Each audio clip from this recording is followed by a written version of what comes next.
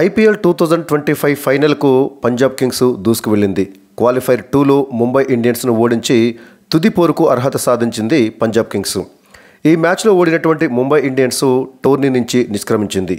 ఈ మ్యాచ్లో తొలుత బ్యాటింగ్ చేసిన ముంబై ఇండియన్స్ 204 పరుగుల విజయ లక్ష్యాన్ని నిర్దేశించగా పంజాబ్ మరో ఓవర్ మిగిలి ఉండగానే గెలుపొందింది. కెప్టెన్ శ్రేయస్ అయ్యర్ అజేయ హాఫ్ సెంచరీ తోటి మ్యాచ్ను గెలిపించాడు. ఈ మ్యాచ్లో టాస్ గెలిచినటువంటి Punjab captain Shreyas Iyer first bowling ఎంచుకున్నాడు. అయితే ఈ మ్యాచ్ వర్షం కారణంగా దాదాపు 2 గంటల 15 నిమిషాలు ఆలస్యంగా అంటే రాత్రి 9 గంటల 45 నిమిషాలకు ప్రారంభమైంది. అంటే రాత్రి 7 గంటల 30 నిమిషాలకు ప్రారంభం కావాల్సిన మ్యాచ్ వర్షం వల్ల రాత్రి 9 గంటల 45 నిమిషాలకు ప్రారంభమైంది. అంటే 2 గంటలు ఆలస్యంగా ప్రారంభమైంది. అయితే ఓవర్లను మాత్రము కుదించలేదు. నిర్ణీత సమయంలోనే మ్యాచ్ ప్రారంభం కావడంతో 20 ఓవర్ల ఆటకు అంపైర్లు గ్రీన్ సిగ్నల్ ఇచ్చారు. టాస్ ఓడిపోయి తొలుత బ్యాటింగ్ చేపట్టినటువంటి ముంబై ఇండియన్స్ నిర్ణీత 20 ఓవర్లలో 6 వికెట్ల నష్టానికి 203 పరుగులు చేసింది.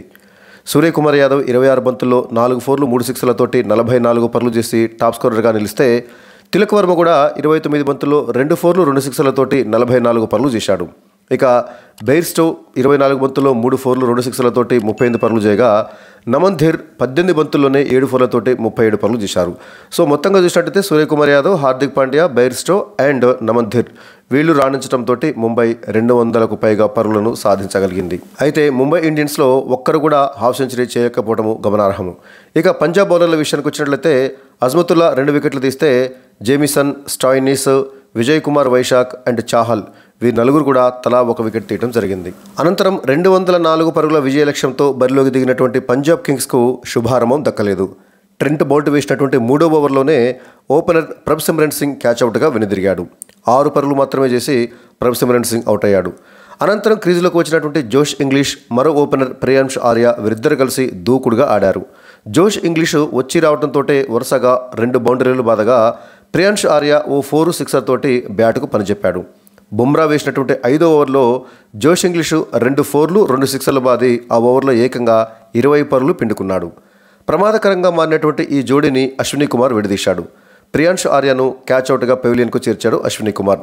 దాంతో 2వ వికెట్కు నమోదైన 42 పరుగుల భాగస్వామ్యానికి తెరపడింది. 4వ స్థానంలో కెప్టెన్ శ్రేయస్ అయ్యర్ క్రీజులోకి రాగా జోష్ ఇంగ్లీష్ను హార్దిక్ పాండ్యా కీపర్ క్యాచ్గా పెవిలియన్కు చేర్చాడు. ఆ తర్వాత నేహాల్ వధేరాతో కలిసి కెప్టెన్ శ్రేయస్ అయ్యర్ జట్టును ఆదుకున్నాడు. ఆచితూచి ఆడినటువంటి ఈ జోడీ లూజ్ బాల్స్ను బౌండరీలకు తరలించింది. రీస్ టోప్లీ వేసినటువంటి 13వ ఓవర్లో శ్రేయస్ అయ్యర్ హ్యాట్రిక్ సిక్స్లు బాదాడు. ఇక నేహాల్ వధేరా కూడా పోటాపోటీగా బౌండరీలు బాదడంతో పంజాబ్ స్కోరు పరుగులెత్తింది.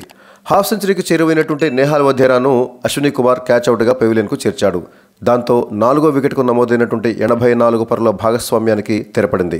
వాస్తవానికి నేహాల్ వధేరా అండ్ శ్రేయస్ అయ్యర్ వీరి యొక్క భాగస్వామ్యమే పంజాబ్ విజయంలో కీలక పాత్ర పోషించింది.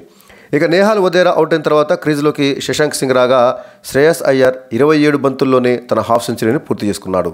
హార్దిక్ పాండ్యా స్టన్నింగ్ త్రోకు శశాంక్ సింగ్ రన్అట్ అయ్యాడు. బుమ్రా వేసినటువంటి 18వ ఓవర్లో శ్రేయస్ అయ్యర్ ఒక బౌండరీ సాయంతో 8 పరుగులు రాబట్టాడు. దాంతో చివరి 12 బంతుల్లో పంజాబ్ విజయానికి 23 పరుగులు అవసరమయ్యాయి. అంటే చివరి 2 ఓవర్లలో 23 పరుగులు కావాలి. అశ్విని కుమార్ వేసినటువంటి 19వ ఓవర్లో శ్రేయస్ అయ్యర్ ఏకంగా 4 సిక్స్లు బాది పంజాబ్ కింగ్స్ విజయ లాంఛనాన్ని పూర్తి చేశాడు. ఈ ఓవర్లో అశ్విని కుమార్ ఒక నో బాల్ కూడా వేయటము పంజాబ్కు కలిసి వచ్చింది. దీంతో పంజాబ్ కింగ్స్ 19 ఓవర్లలో 5 వికెట్ల నష్టానికి 207 పరుగులు చేసి 5 వికెట్ల తేడాతోటి ఘన విజయాన్ని సాధించి ఫైనల్స్లోకి అడుగుపెట్టింది.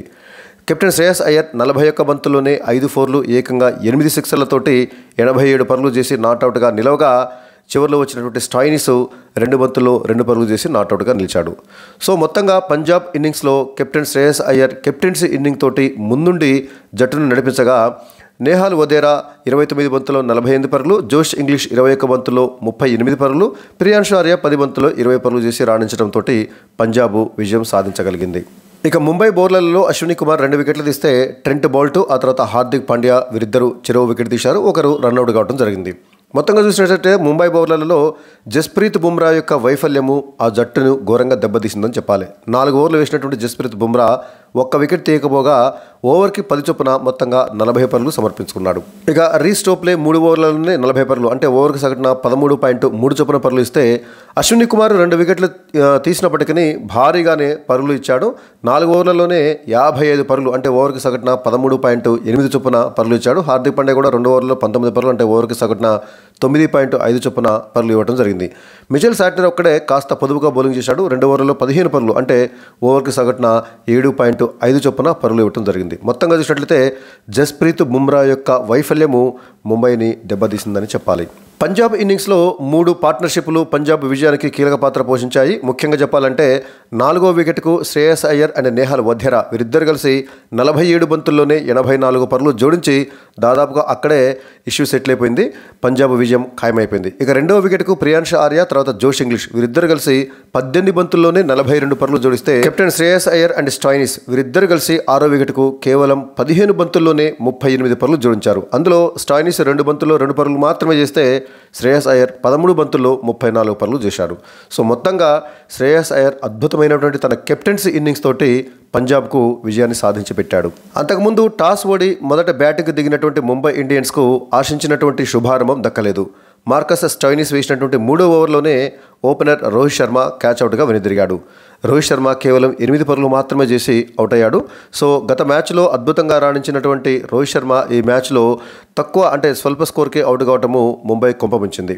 ఇక ఆ తర్వాత 3వ స్థానంలో తిలక్ వర్మ క్రీజ్లోకి వచ్చాడు. తిలక్ వర్మతో కలిసి మరో ఓపెనర్ జానీ బెయిర్స్టో దూకుడుగా ఆడాడు. తిలక్ వర్మ సైతం బ్యాటుకు పనిచెప్పడంతో ముంబై స్కోర్ బోర్డు వేగంగా కదిలింది. దాంతో పవర్ ప్లేలో ముంబై 1 వికెట్ నష్టానికి 65 పరుగులు చేసింది. హాఫ్ సెంచరీ దిశగా సాగినటువంటి జానీ బెయిర్స్టోను విజయ్ కుమార్ వైశాఖ్ కీపర్ క్యాచ్గా పెవిలియన్కు చేర్చాడు. బెయిర్స్టో 38 పరుగులు చేసి అవుట్ అయ్యాడు.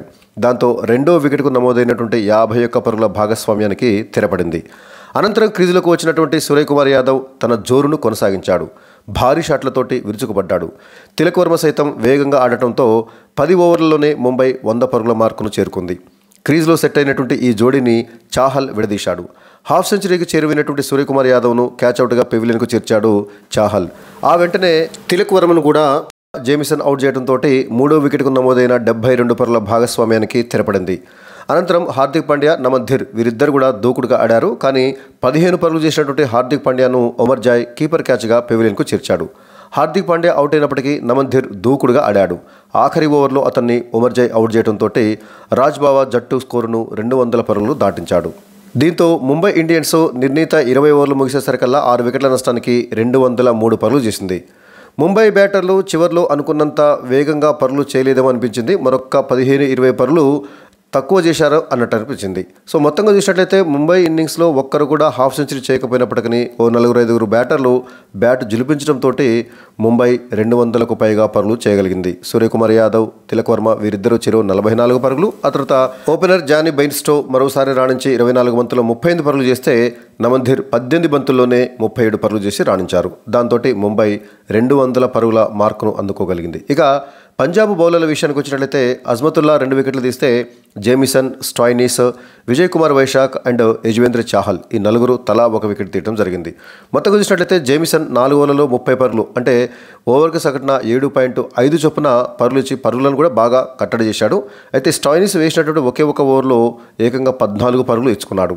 ఇక చాహల్ కూడా కాస్త పర్వాలేదు, 4 ఓవర్లలో 39 పరుగులు ఇచ్చి 1 వికెట్ తీయడం జరిగింది. అయితే పంజాబ్ ప్రధాన బౌలరు హర్షదీప్ సింగ్ ఈ మ్యాచ్లో విఫలమయ్యాడు. అటు ముంబై ప్రధాన బౌలరు బుమ్రా కానీ ఇటు పంజాబ్ ప్రధాన బౌలర్ అయినటువంటి హర్షదీప్ వీరిద్దరు కూడా విఫలం కావటం ఇక్కడ గమనార్హం. హర్షదీప్ సింగ్ 4 ఓవర్లలో 44 పరుగులు ఇచ్చుకున్నాడు. అంటే ఓవర్కి సగటున 11 పరుగులు ఇవ్వడమే కాకుండా 1 వికెట్ కూడా తీయలేకపోయాడు. సో హర్షదీప్ సింగ్ వైఫల్యం చెందినప్పటికీ జేమిసన్ కానీ మిగతా బౌలర్లు కాస్త రాణించడంతో మరి ముంబై మరీ భారీ స్కోర్ కాకుండా 203 పరుగులకు పరిమితమైంది. 203 పరుగులు అంటే తక్కువ స్కోర్ ఏమీ కాదు. కాకపోతే అహ్మదాబాద్లో ఇటీవల భారీ స్కోర్లు నమోదవుతున్నటువంటి నేపథ్యంలో 203 పరుగులు అనేది చేజబుల్ స్కోర్ అనే చెప్పాలి. ఇక ఈ మ్యాచ్లో తన అద్భుతమైనటువంటి బ్యాటింగ్ తోటి 41 బంతుల్లోనే 5 ఫోర్లు 8 సిక్సర్లతోటి 87 పరుగులు చేసి నాట్అవుట్గా నిలిచి పంజాబ్కు విజయాన్ని సాధించబెట్టడమే కాకుండా తన అద్భుతమైనటువంటి కెప్టెన్సీ తోటి పంజాబ్ విజయంలో కీలక పాత్ర పోషించిన కెప్టెన్ శ్రేయస్ అయ్యర్కు player of the match award దక్కింది. ఇక ఈ టోర్నీలో చివరి మ్యాచ్ అయినటువంటి ఫైనల్ మ్యాచ్ అంటే జూన్ 3, 2025 మంగళవారం నాడు ఆర్సీబీ అండ్ పంజాబ్ కింగ్స్ జట్ల మధ్య జరగబోతుంది. సో ఈ రెండు జట్లే క్వాలిఫైర్ 1 మ్యాచ్లో తలబడిన విషయం తెలిసిందే. క్వాలిఫైర్ 1లో ఆర్సీబీ చేతిలో ఓటమి పాలైనటువంటి పంజాబ్ కింగ్స్ మరి ఫైనల్లో ఆర్సీబీ పైన గెలిచి ప్రతీకారాన్ని తీర్చుకొని టోర్నీ చరిత్రలో పంజాబ్కు తొలి టైటిల్ను సాధించి పెడుతుందా లేదా అనేది మరి మనకి ఎల్లుండి మంగళవారం నాడు తెలుస్తుంది. మొత్తంగా ఎల్లుండి ఫైనల్స్లో ఎవరు గెలిచినా కూడా అది చరిత్రే అవుతుంది. ఎందుకంటే ఆర్సీబీ కానీ పంజాబ్ కింగ్స్ కానీ ఈ రెండు జట్లు కూడా ఇప్పటి వరకు ఒక్క ఐపీఎల్ టైటిల్ కూడా గెలవనటువంటి నేపథ్యంలో మరి ఎల్లుండి ఆ రెండు జట్లకు కూడా అద్భుతమైనటువంటి అరుదైన అవకాశం లభించింది. ఐపీఎల్ చరిత్రలో తొలి టైటిల్ను నెగ్గేటటువంటి అవకాశం అటు ఆర్సీబీకి ఇటు పంజాబ్కు లభించింది.